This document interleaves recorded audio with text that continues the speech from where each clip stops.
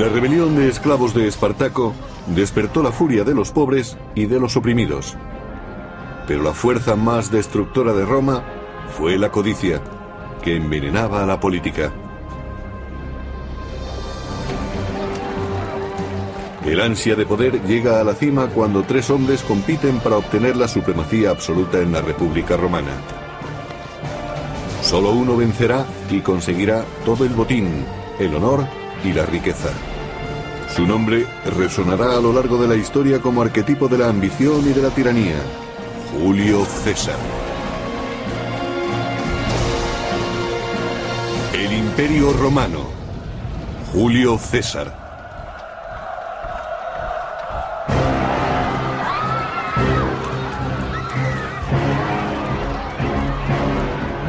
Estamos a mediados del primer siglo antes de Cristo y la democracia se disuelve en la República de Roma.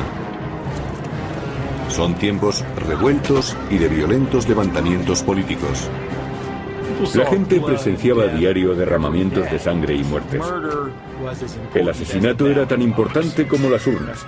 La violencia no debía de ser el medio para decidir las grandes cuestiones políticas y el destino del país. Pero la violencia engendra violencia, y en la Roma de los tiempos de César casi reinaba la anarquía. Ese fue el atribulado mundo en el que creció Julio César.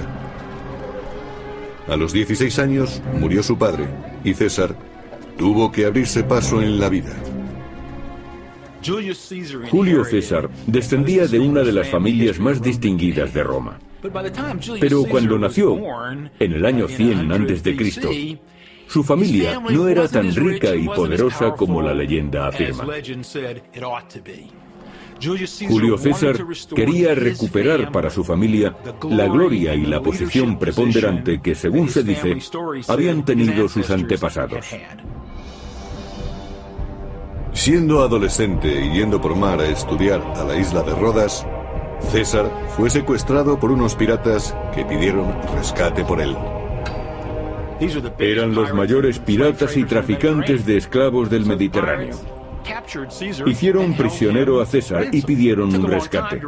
Se tardó en reunir el dinero y pasó mucho tiempo con los piratas. Enfrentándose a aquellos asesinos, el joven César demostró ser algo más de lo que sus captores pensaban. César no era un romano corriente y no se dejó asustar. Los piratas eran una gran amenaza para la aristocracia, pero demostró que incluso ante el mayor de los peligros él sabía salir victorioso. César consiguió la libertad y los piratas acabaron ante la justicia romana y fueron crucificados para servir de alimento a las aves carroñeras. En el año 65 a.C. y con 30 años de edad, César era un experimentado soldado. Fue enviado a la provincia romana de Hispania para reprimir una peligrosa banda de rebeldes.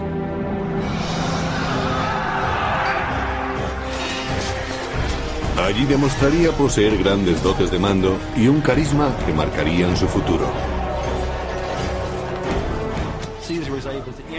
César era un hombre que se relacionaba con personas de cualquier nivel social. Era amigable con los soldados y demostró tener tanto valor y arrojo como ellos. En ese momento comenzaba a forjarse la reputación militar de César. Si un miembro de la élite demostraba tener valor, frialdad y capacidad en el campo de batalla, conseguía influencia política en Roma.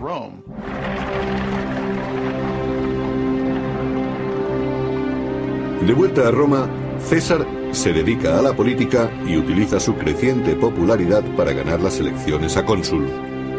Ocupar ese puesto es conseguir la posición más prestigiosa de Roma. Con el cargo viene el gobierno de toda una provincia romana y el mando militar de las legiones que estuvieran estacionadas allí. César era un político nato.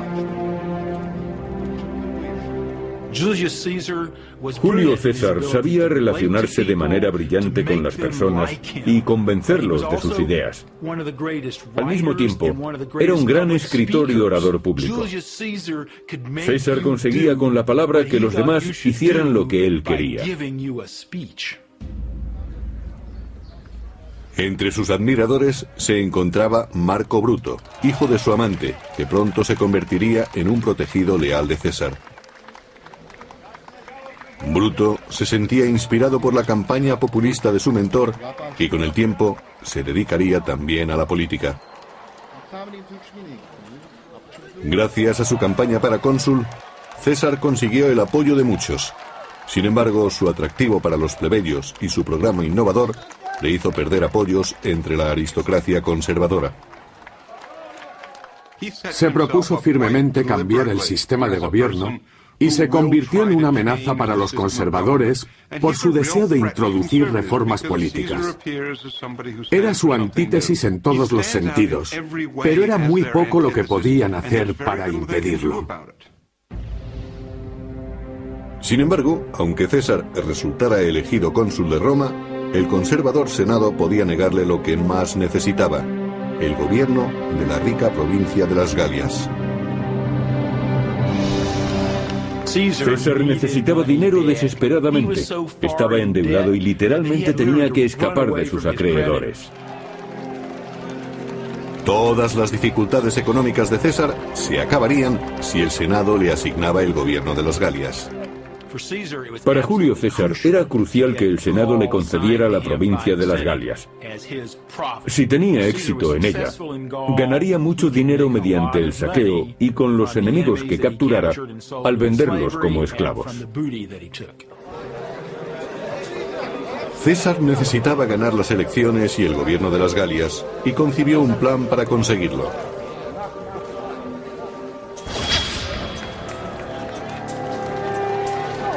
En la brutal arena política de Roma no se debía luchar solo.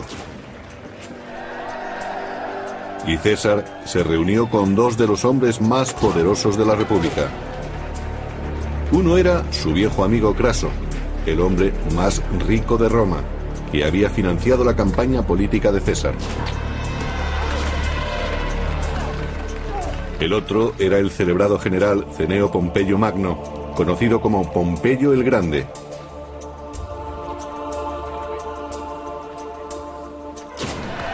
Astuto como un gladiador en el circo, César convenció a Craso y a Pompeyo para que le ayudaran a ganar las elecciones y a controlar el Senado. César realmente era el tercer hombre. Aunque no se había distinguido militarmente tanto como Pompeyo, ni era tan rico como Craso, César era brillante y tenía un aura y un carisma que los demás no poseían. Esta extraordinaria alianza era conocida como el Triunvirato. El llamado triunvirato tenía tanto poder que controlaba el aparato político y podía, en cierto sentido, asignar cargos a voluntad. Por supuesto, eso puso punto final a la libertad política de la aristocracia, que había estado en muy alta estima. Para cerrar el pacto, César propuso un contrato matrimonial entre su hija Julia y Pompeyo. Las bodas, especialmente entre aristócratas romanos, no eran exactamente un símbolo de amor entre hombre y mujer, sino que una familia se emparentaba con otra y la mujer era simplemente una moneda de cambio. Con su fuerza política combinada, Craso y Pompeyo manipularon el sistema. César ganó las elecciones a cónsul y ellos consiguieron un poder inmenso que provenía de los impuestos y de las concesiones de tierra. Y a César, autor de los acuerdos, se le otorgó un magnífico puesto, un periodo de 5 años como gobernador no de una, sino de 2 provincias galas, y además de eso, todo un continente por conquistar.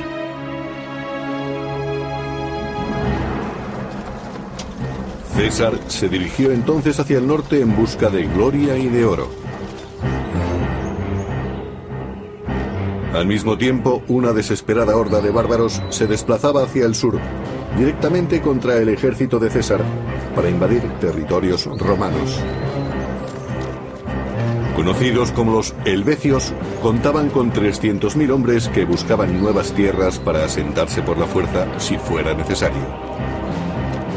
Por extrañas razones, quizá ambientales o quizá bélicas, los bárbaros del norte, hombres, mujeres y niños, con todas sus pertenencias, se dirigieron hacia el sur. Pero eso era algo que César no iba a tolerar. A lo largo de las riberas del río Ródano, los romanos establecieron una barrera, una muralla de 30 kilómetros de longitud. Los helvecios no podían cruzarla, y para rodearla tenían que pasar por las tierras de la tribu Aeduí, más allá de las fronteras de la República. Y eso presentaba un problema. César no tenía autoridad para dirigir su ejército fuera de territorio romano. Para conquistar el botín, los esclavos y las nuevas tierras que ansiaba, debía convencer al Senado de que no existía otra alternativa. Debía aparentar que existía una amenaza monumental. Sin embargo, los helvecios se encargaron de hacerle el favor. César, en su marcha contra este grupo de salvajes, informaba a Roma. Persiguió a los bárbaros creyendo que serían un objetivo fácil, pero pronto vio que estaba equivocado. Sin previo aviso, los helvecios desaparecieron entre los bosques y cayeron sobre la retaguardia de César. Aquellos grupos tenían una apreciable estructura militar, disponían de armas y estaban organizados militarmente, con unidades preparadas para defenderse.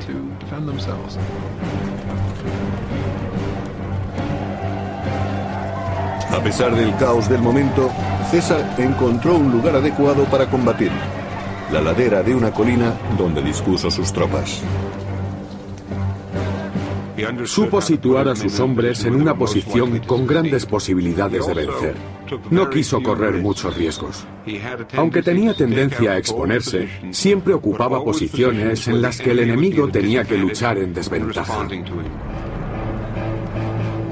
Seguros de que su superioridad numérica les daría la victoria, los helvecios cargaron ladera arriba contra los romanos.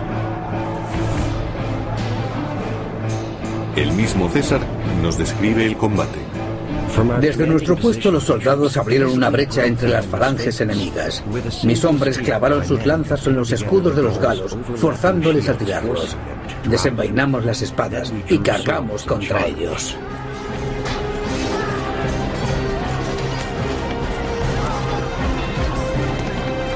Los romanos parecían dominar la situación, pero los helvecios seguían siendo 5 veces más numerosos.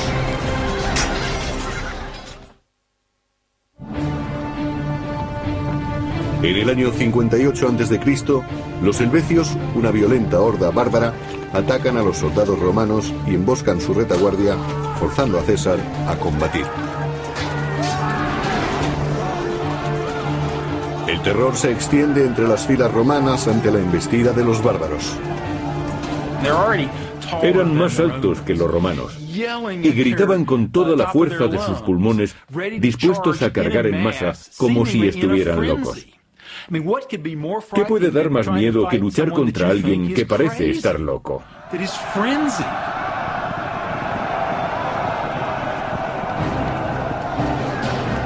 Aunque eran menos, los romanos se encontraban en una posición superior.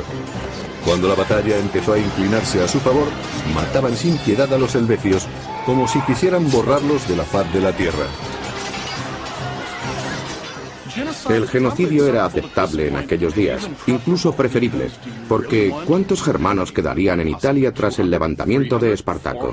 ¿200, 400, 500.000? Habían demostrado lo que una masa de esclavos desesperados podía hacer contra Roma. La mejor estrategia era muy sencilla: exterminarlos. Pero algunos escapan. Y siendo César un experto manipulador, hace surgir el fantasma de una invasión germánica para conseguir el apoyo popular de Roma.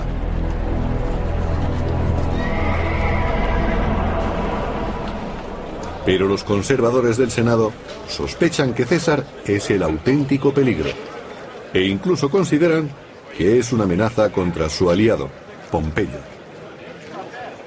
Empezó a temerse que ocupara el puesto de Pompeyo, el máximo dirigente de Roma. La diferencia entre ellos era que Pompeyo apoyaba el orden político establecido, mientras que César siempre manifestaba que quería cambiarlo.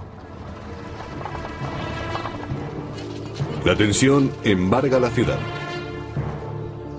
Los conservadores tratan de convencer a Pompeyo de que rompa con César, pero es demasiado tarde. Su nueva esposa, Julia, hija de César, ha absorbido completamente al gran general. Pompeyo estaba tan enamorado de su adolescente esposa que se olvidó de la política y pasaba todo el tiempo con ella.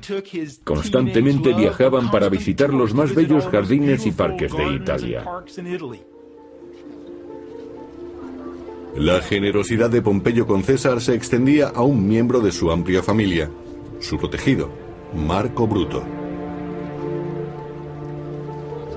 Pompeyo concedió a Bruto un lucrativo puesto en una de las provincias orientales, permitiendo que el joven ascendiera en el escalafón político, al igual que su mentor. Al proteger Pompeyo los intereses de César en Roma, este dirige su atención a ciertos rumores de invasión del reino galo de Aedui. Aedui es una región bucólica, no acostumbrada a la violencia.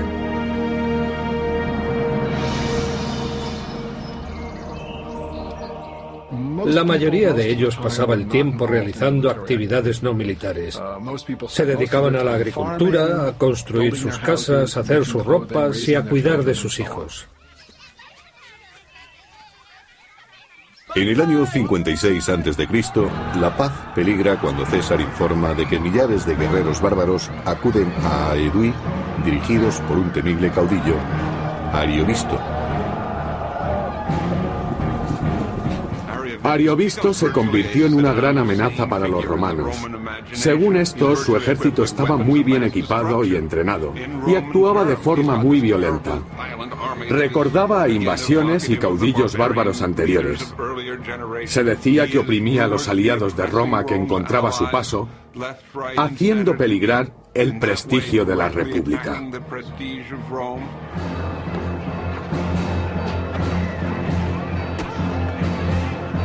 Tal agresión, según César, no debía ser tolerada.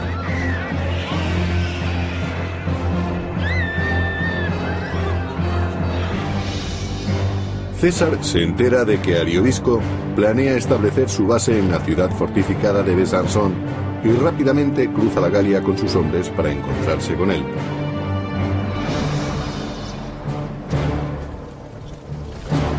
Según el famoso biógrafo clásico Plutarco, el ejército clamaba por el combate mientras seguía a César al campamento enemigo, a 30 kilómetros. Cuando las legiones romanas estuvieron cerca, los bárbaros recurrieron a sus dioses paganos para que les guiaran en el combate. El ejército de Ariovisto, como todos los ejércitos de la antigüedad, llevaba sacerdotes, videntes y chamanes. En este caso había mujeres que decían que hablaban con los dioses. Antes del combate preguntaban a los videntes y adivinos, ¿dicen los dioses si podemos combatir ahora? Las armas, el agua, el movimiento de las estrellas, todo podía ser una señal que mandaban los dioses. Por medio de sus tótems, los adivinos predijeron que Ariovisto no ganaría esta batalla antes de la luna nueva. No debía actuar hasta entonces. Era el tipo de información que puede ganar batallas y llegó a oídos de César. Aunque es difícil de entender, antiguamente se tomaban muy en serio los mensajes de los dioses. César sabía que si forzaba a los bárbaros para combatir, sabiendo que los dioses no se lo aconsejaban, conseguiría una gran ventaja psicológica sobre ellos. Los dioses parecían indicarle el camino, y César aprovechó la ocasión. César envió a sus soldados contra la fortificación de los bárbaros para provocarles, para forzar que Ariovisto sacara a sus hombres contra su voluntad. Estos estaban obsesionados con la idea de que no debían combatir, porque los dioses les habían dicho que no lucharan en ese momento contra César. César aprovechó la ventaja y atacó.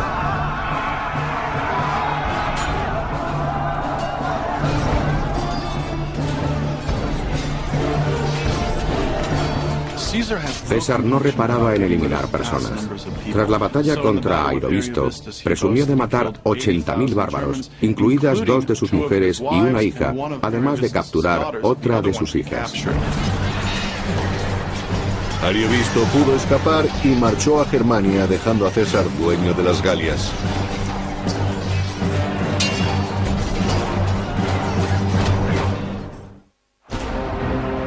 En el año 58 a.C., Julio César mató a decenas de millares de violentos guerreros germánicos. Su caudillo, Ariovisto, huyó sin honor, perdiendo el dominio de las Galias.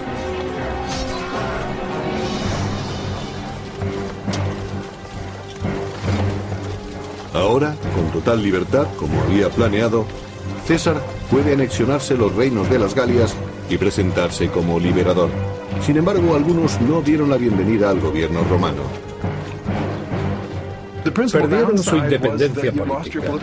Eso puede que no importara a algunos de los elegidos. Los jefes en particular obtuvieron todo tipo de beneficios políticos y materiales.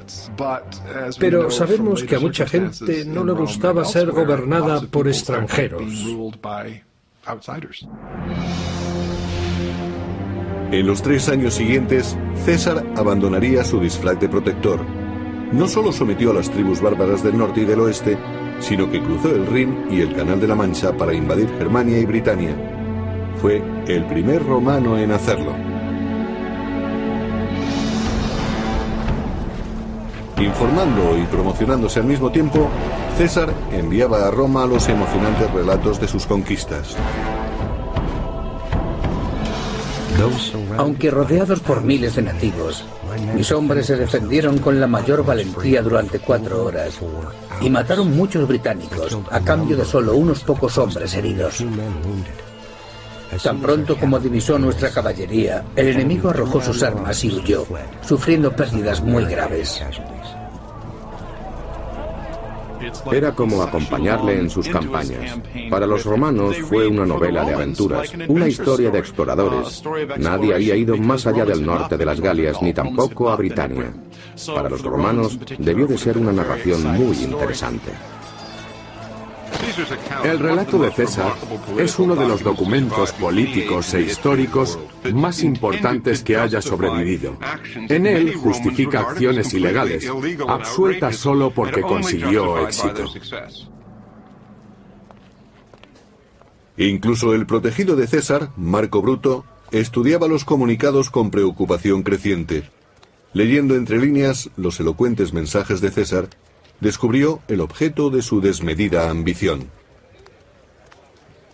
De repente se dieron cuenta de que César había acumulado grandes riquezas y un ejército demasiado poderoso. Además, gastaba mucho dinero para conseguir apoyos en la península italiana. Bruto estaba preocupado por su posición política. Cuanto más poderoso fuera César, menos poderosa sería la aristocracia. Los líderes conservadores se comprometieron para detener a César. Los aristócratas romanos temían que uno de sus miembros destacara y se comunicara directamente con el pueblo sin el consentimiento de la clase dirigente. Siempre tuvieron miedo de que alguien perturbara el orden establecido, siempre favorable a conservar su riqueza y posición. Para detener la creciente amenaza, César tuvo que pedir un favor a su antiguo aliado Craso. Él era el único que no temía su creciente popularidad. Su inmensa riqueza le aislaba de los devaneos políticos. Mediante sobornos y astucia pudo contener a los enemigos de César y volvió a ganar otro periodo consular y un mando militar, el primero en casi 20 años.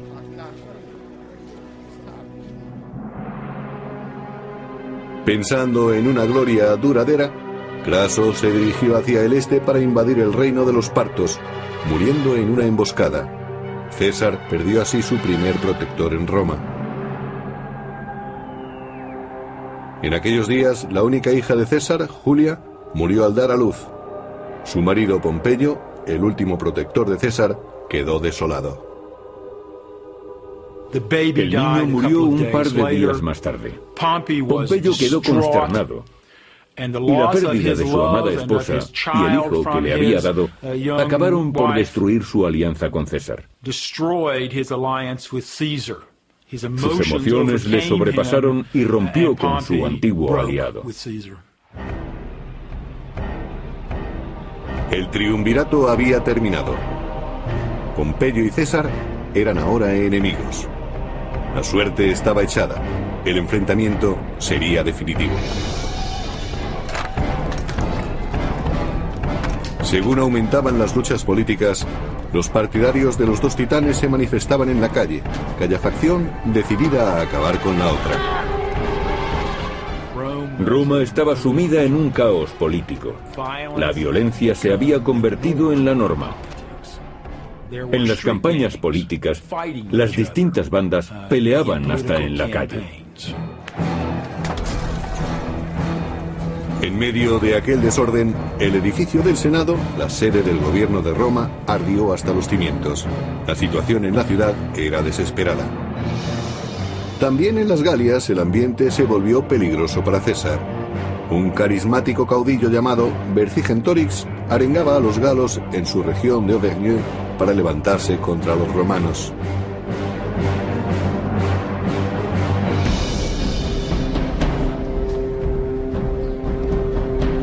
El plan de Vercingetorix era radical: quemar todas las provisiones, todos los graneros y todo el forraje para los animales. Luego se fortalecerían en ciudades situadas sobre colinas y resistirían a los romanos.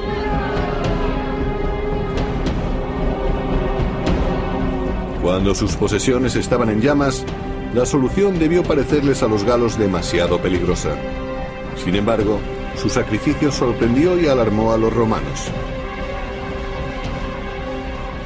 Vercingetorix trataba de destruir la logística del ejército romano. Alimentar a los soldados era un gran problema, y cuanto más se alejara César persiguiendo a los galos, más tendrían que racionar sus provisiones, que a su vez resultarían más fáciles de cortar para conseguir que las tropas pasaran hambre. Con las reservas de comida descendiendo rápidamente, los romanos solo tenían dos alternativas: quedarse y pasar hambre o retirarse. Pero César nunca pensó en retirarse. En el año 52 a.C., un valiente guerrero llamado Vercingetorix animó a su gente a sublevarse contra Roma y quemar sus graneros y sus fuentes de aprovisionamiento. Hacia finales del invierno, los romanos tuvieron que elegir entre el hambre o la victoria.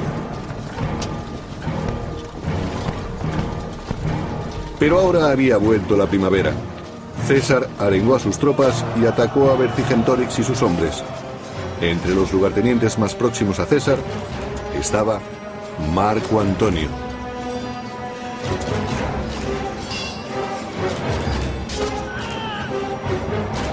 Marco Antonio era un valiente soldado con mucha energía y se unió a César aportando gran experiencia de campo.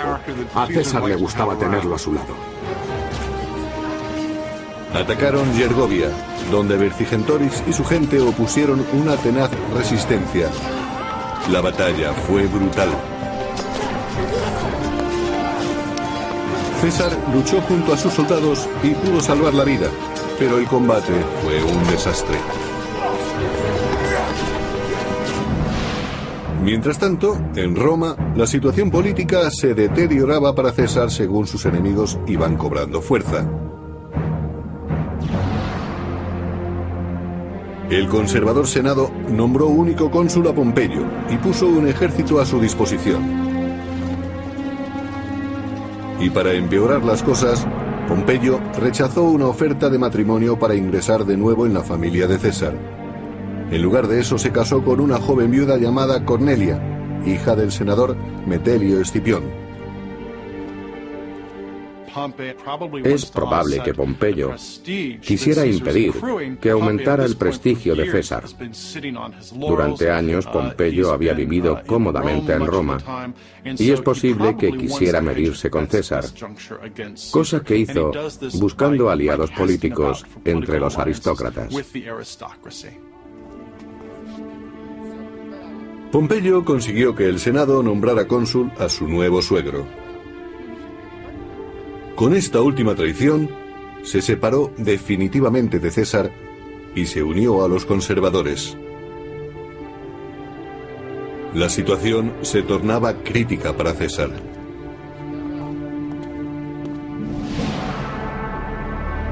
Debía salvar las Galias o perder su prestigio para siempre. Persiguió a Vercingetorix hasta la ciudad fortificada de Alesia y allí mandó cavar una trinchera doble. Una para asediar a los habitantes de Alesia y otra para protegerse de los posibles refuerzos. Construyó una maravillosa estructura defensiva, con unas lanzas hechas con troncos y ganchos clavados en tierra. Luego, de forma coloquial, llamaron lirios a unos fosos de 1 metro de profundidad que tenían unas estacas de unos 8 centímetros sobresaliendo del suelo. Fue una obra sensacional. La hicieron solo con las manos y se ayudaron con picos. La arena la retiraban con cestos de mimbre. Pensemos en 15.000 hombres cavando día tras día y empleando solo su fuerza. El resultado fue extraordinario, pero debieron de acabar extenuados. Vercingetorix y su gente empezaron a pasar hambre y a desesperarse. Las cosas marchaban tan mal para los defensores de Alesia que se quedaron sin comida. Pero cuando iban a rendirse, la peor pesadilla de César se convirtió en realidad.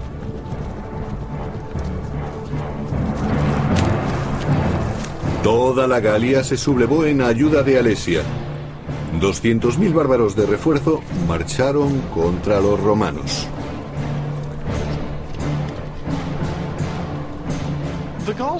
Los galos eran una fuerza relativamente bien organizada y muy pronto reunieron mucha gente. En el asedio de Alesia, el sitiador César se convirtió en sitiado.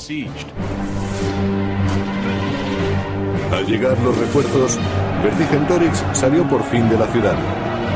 Los romanos estaban rodeados y los bárbaros se dispusieron a asestar el golpe final. La batalla de Alesia fue el mayor reto al que se enfrentó César en 10 años. Porque para derrotar a su enemigo, tenía que luchar con él tanto en vanguardia como en retaguardia. Solo las tropas más veteranas podían resistir aquel asalto. Había que estar psicológicamente preparado para enfrentarse al enemigo y matarlo con una espada de medio metro. Para conseguirlo, se luchaba cuerpo a cuerpo, y resultaba igual de sencillo morir que matar. En su relato de la guerra de las Galias, César nos describió la batalla. Ni terraplenes ni trincheras pudieron resistir la embestida de los furiosos galos. Y entonces supe que había llegado el momento de llevar a cabo una acción decisiva. Tenía una gran lucidez, hasta el punto de que cuando sus hombres perdían el control, los cogía por la garganta para que siguieran combatiendo. Mantenía la cabeza fría ante el peligro. Los galos vieron a la caballería a sus espaldas y unas cortes de refresco que avanzaban hacia ellos. Rompieron sus filas y huyeron, pero nosotros los perseguimos. En el año 52 a.C., en los campos cercanos a Alesia, murió el sueño de una Galia independiente. Vercingetorix se rindió a César y gran parte de la Europa del norte pasó a formar parte de Roma. Las campañas de César fueron muy importantes porque ampliaron Roma desde el Mediterráneo hasta la Galia central y del norte. Sus dominios llegaban hasta Germania y Britania. Ahora Europa del Norte se encontraba dentro del Imperio Romano. Y a largo plazo llevar las fronteras mucho más allá del Mediterráneo como hizo César tuvo una gran repercusión. Ahora victorioso, César podía regresar a Roma. Había eclipsado a todos los demás nobles, incluido Pompeyo. Después de casi una década de victorias militares en las Galias, César quería regresar a Roma para recoger su recompensa y ser reconocido por todos como su máximo dirigente. Pero sus rivales le odiaban y le temían a la vez, sobre todo porque los había relegado a la sombra. En el año 49 a.C., muchos aristócratas romanos insistieron en que César dejara el ejército y volviera a Roma, pero él siempre lo evitaba. César sabía que si disolvía su ejército y regresaba a Roma, sería asesinado por sus rivales que le odiaban por sus éxitos y sabían que no podrían detenerle debido a su popularidad. César caminaba literalmente sobre la cuerda floja. César y sus enemigos iban a tener un duro enfrentamiento que nadie podía impedir. En el año 50 a.C., Julio César no tenía rival en Roma. El Senado, temeroso de su poder, insistió en que debía de poner el mando.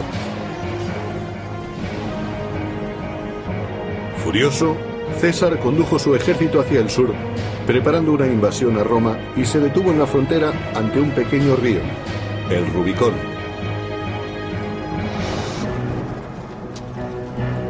Para César, dejar a sus hombres a la orilla del río y marchar solo a Roma era sinónimo de una rendición total ante sus enemigos. La vida de César pendía de un hilo. Tenía que cruzar el Rubicón, un riachuelo, la frontera entre las provincias y la propia Roma. Cuando lo hizo, sabía que podía desencadenar una guerra civil, pero tuvo que elegir entre eso o caer en desgracia.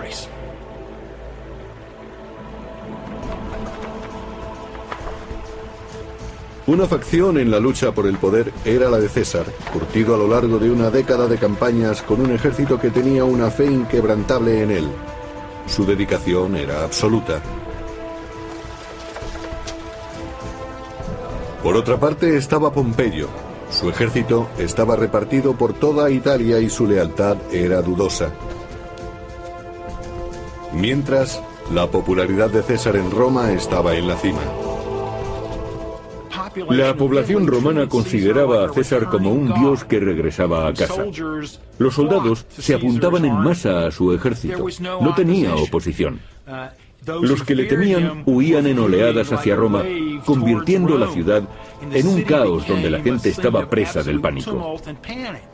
El pueblo de Roma amaba a César y salía a la calle esperando su regreso con impaciencia. Pompeyo reunió al Senado y marchó a Grecia, donde contaba con grandes apoyos. El general pudo ganar así un valioso tiempo.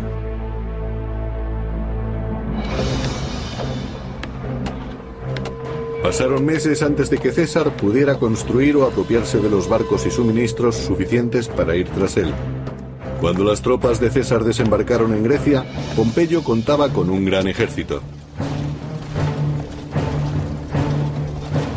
En enero del año 48 a.C., en Farsalia, los dos personajes más importantes de Roma se enfrentan a una trágica guerra civil. Pompeyo dispone del doble de soldados que César, pero los de este están armados con una poderosa arma, la confianza. Pompeyo tenía que luchar o rendirse. Así hacía César las cosas. Además, sabían que siempre situaba a sus hombres en una posición con grandes posibilidades de vencer. Disponía de un ejército muy bien entrenado que se compenetraba a la perfección, por algo los llamaban veteranos. Se habían convertido en una fuerza muy efectiva, acostumbrada a combatir. En Farsalia, los largos años de campaña de César dieron sus frutos. Sus tropas destruyeron totalmente al ejército enemigo. El mismo Pompeyo tuvo que escapar. César lo persiguió hasta Egipto, pero fue demasiado tarde. El gran Pompeyo cayó en una trampa y fue decapitado por forajidos egipcios. La cabeza fue enviada a César. Según el biógrafo clásico Plutarco, cuando le llevaron la cabeza de Pompeyo, César no quiso mirarla, pero se quedó con la sortija que utilizaba como sello mientras lloraba. ¿Lloró realmente?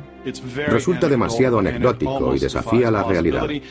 Pudo ser posible porque Pompeyo había sido camarada y amigo suyo durante mucho tiempo. Al ver a Pompeyo muerto, puede que César se diera cuenta de que a él también le podía ocurrir lo mismo. En el año 46 a.C., sin rivales que se le opusieran, César consiguió el poder total que había ansiado durante toda su vida. Roma era suya. César se dispuso a reconstruir la ciudad, cambió las leyes de los impuestos y estableció nuevas colonias. Se convirtió en el primer dirigente romano en concebir un imperio. César se convirtió en el nuevo Estado que sustituyó a la República. Era una visión previa de lo que iba a ocurrir en Roma con los emperadores, pero lo hizo de tal manera que parecía despreciar las tradiciones republicanas. En consecuencia, se aisló de los demás. No queriendo compartir su mandato con nobles inferiores, se proclamó dictador de por vida. Sería el nuevo rey de Roma. Se temía que si César se convertía en rey, desapareciese para siempre el derecho del pueblo a elegir y a expresar su opinión. La furia contra la tiranía de César rezumaba como veneno por el Senado. Incluso el protegido de César, Marco Bruto, fue persuadido para que lo traicionara. Bruto era un hombre complejo y francamente no muy atractivo. César lo había convertido en su gran acompañante y le había ayudado en su carrera política. Pero Bruto no soportó estar siempre en segundo plano. Además tenía una visión muy romántica de sí mismo. Se consideraba defensor de las libertades. Por eso dirigió la conspiración contra César. Finalmente, en el año 44 a.C., en los idus de marzo, 40 conspiradores conducidos por Bruto en nombre de la libertad decidieron tomarse la justicia por su mano. Según el historiador clásico Suetonio, 23 dagas le fueron clavadas a César. No emitió un solo gemido después de la primera puñalada, aunque algunos dicen que cuando vio a Marco Bruto asestarle la segunda, se lo reprochó en griego diciendo: ¿tú también, hijo? Muchos de ellos eran amigos suyos, algunos desde hacía tiempo. Es posible que estuvieran resentidos por haber abolido la tradición más querida de la República de que un solo hombre no podía ser el máximo dirigente de Roma. Pero seguramente los celos, la pasión y puede que el deseo de recuperar las libertades tuvieran también algo que ver.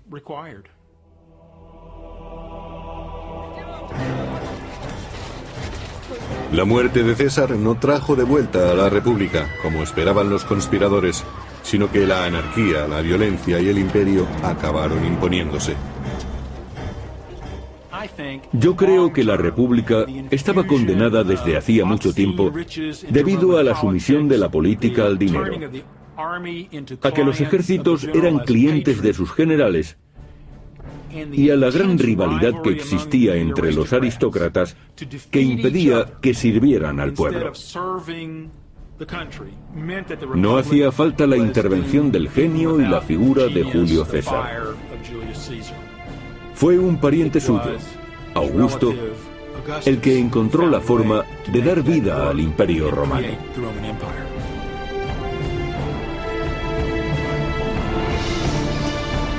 La era de los emperadores había comenzado, y con ella la de sangrientas conquistas, brutales represiones y guerras sin fin.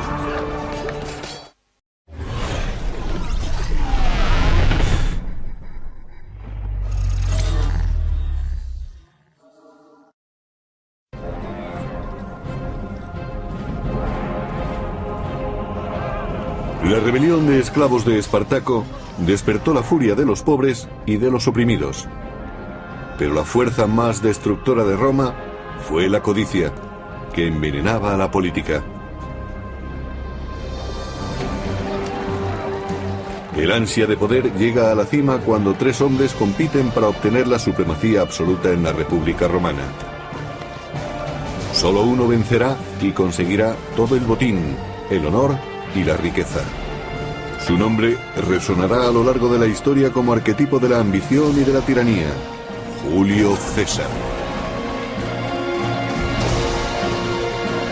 El Imperio Romano. Julio César.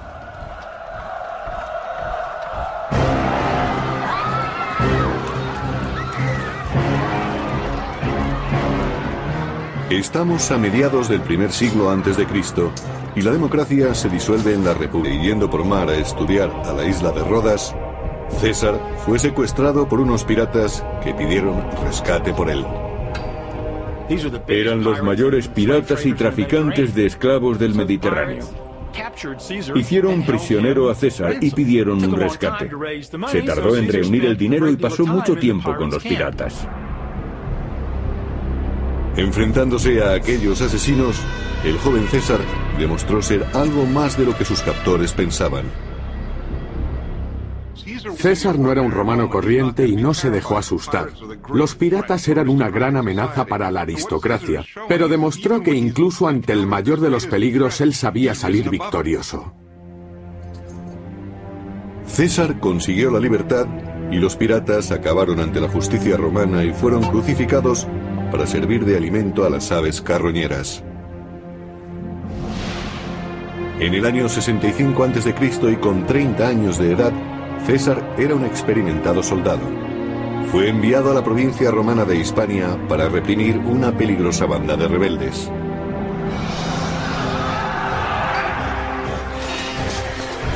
Allí demostraría poseer grandes dotes de mando y un carisma que marcarían su futuro. César era un hombre que se relacionaba con personas de cualquier nivel social. Era amigable con los soldados y demostró tener tanto valor y arrojo como ellos. En ese momento, comenzaba a forjarse la reputación militar de César. Si un miembro de la élite demostraba tener valor, frialdad y capacidad en el campo de batalla, conseguía influencia política en Roma.